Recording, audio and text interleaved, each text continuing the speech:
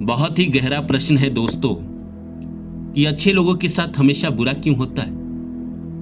इस संसार में देखने में आता है कि अच्छे लोग कठिनाइयों में घिरे नजर आते हैं। उनकी जिंदगी में तमाम तरह की परेशानी आती है, तमाम तरह से वो जूझते हैं। अच्छे लोग रिलेशनशिप में भी अच्छे नहीं होते हैं। अच्छे लोगों को गलत पार्टनर मिल जाता है, अच्छे लोगों को गलत बॉस मिल जाता है, अच्छे लोगों को नौकरी भी अच्छी नहीं मिलती है, अच्छे लोगों को परिवार वाले भी ठग देते हैं, समाज भी उनको ठग लेता है, उनका दोस्त यार भी उनको ठग लेता है, उनके साथ दगा कर देता है।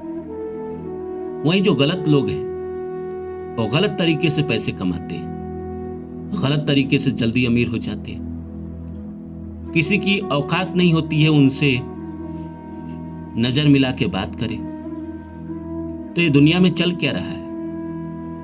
जबकि हमने सुना है, अपने बड़े बुजुर्गों से सुना है कि जिंदगी में हमेशा अच्छा कर्म करो, जिंदगी में जितना हो सके अच्छा रहो।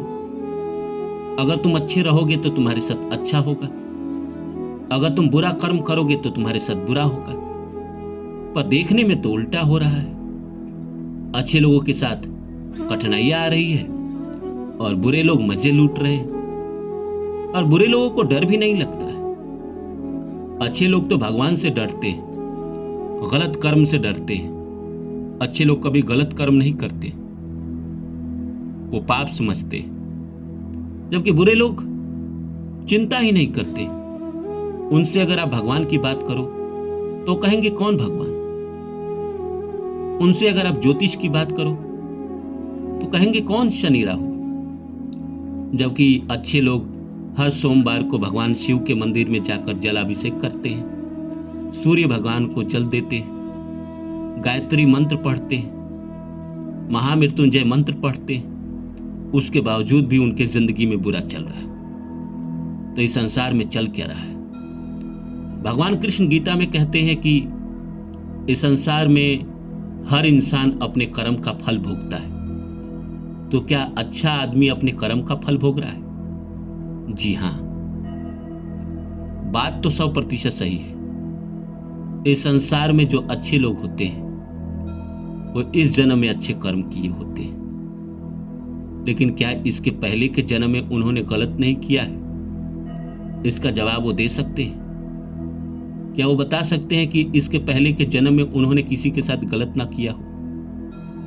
गलत किया है तभी इस जीवन में उनके साथ भी थोड़ा गलत हो रहा है।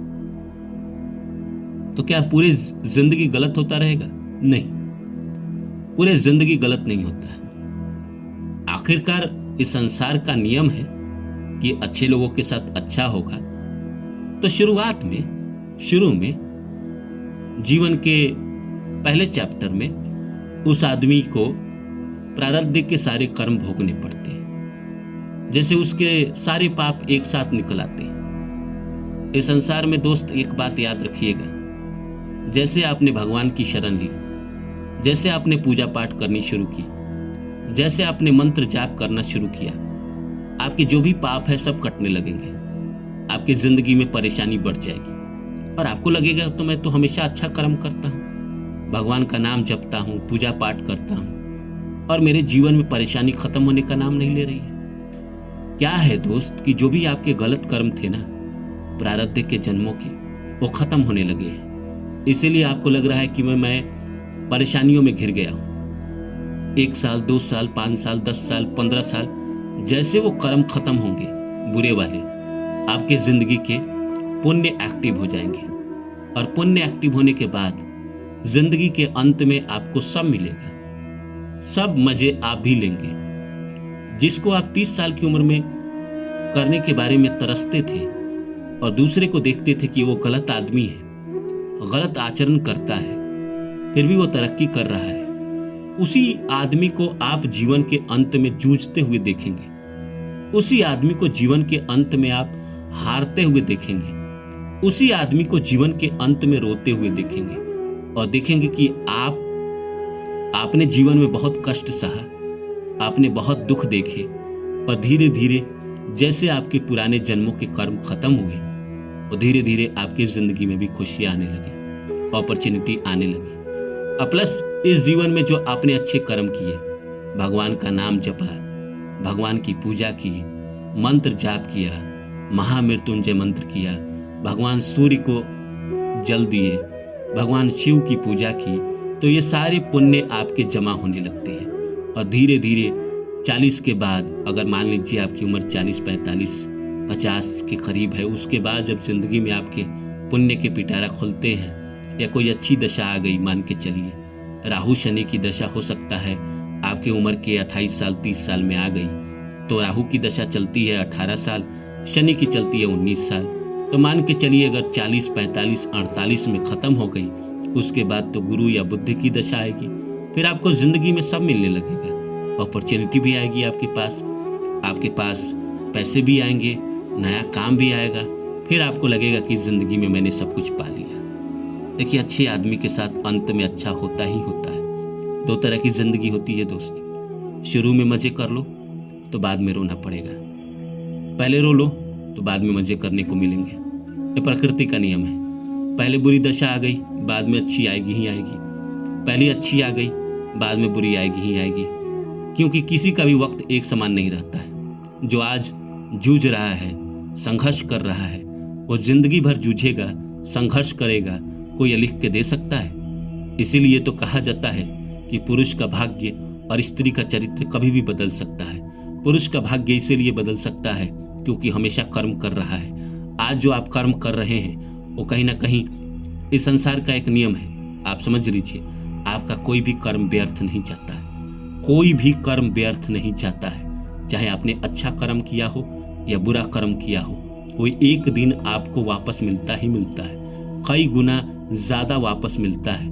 ब्याज के साथ जोड़ के प्रकृति देती है। अगर आज आपने संघर्ष किया है, परेशानी उठाई है, स्ट्रगल किया है और अभी आपका बुरा समय है, तो जैसे ये वक्त बीतेगा, हो सकता है राहु की दशा चल रही हो, शनि की चल रही हो, 15 साल, 18 साल, 20 साल के बाद जब ये ख़त्म होगा और आज जो आपने मेहनत किया है, जब वो ये समय बदलेगा, तो उस वक्त आपको ये सब किया हुआ मेहनत का फल आपको आएगा और ज़िंदगी में आप वो सब पाएंगे जो आपने ख्वाब देखा है, जो आपने सपना देखा है, दूसरे को पाते हुए देखा है, अपने को रोते हुए देखा है। अच्छा आदमी जीवन में कहीं ना कहीं प्रारब्ध के पाप काट रहा होता है, इसीलिए उसके जीवन में बुरा होता है। पीछे के जन्मों में जिसका उसने कर्ज लिया होता है, वो एक एक करके आते हैं और उससे कर्ज वापस लेते हैं। और इंसान को जब देना पड़ता है तो उसके आंसू निकलते ही निकलते हैं, वो रोता ही रोता है, क्योंकि इस संसार का नियम है, कोई भी आपके जीवन में आएगा तो वो प्यार से लेगा नहीं, वो लड़के ही लेगा। जैसे किसी लड़की का पेंडिंग कर्मा है, वो आपकी गर्लफ्रेंड बन के आई, कुछ दिन आपकी ज़िंदगी में रही, फिर आपको उसने रुलाया, किसी जन्म में आपने भी रुलाया था।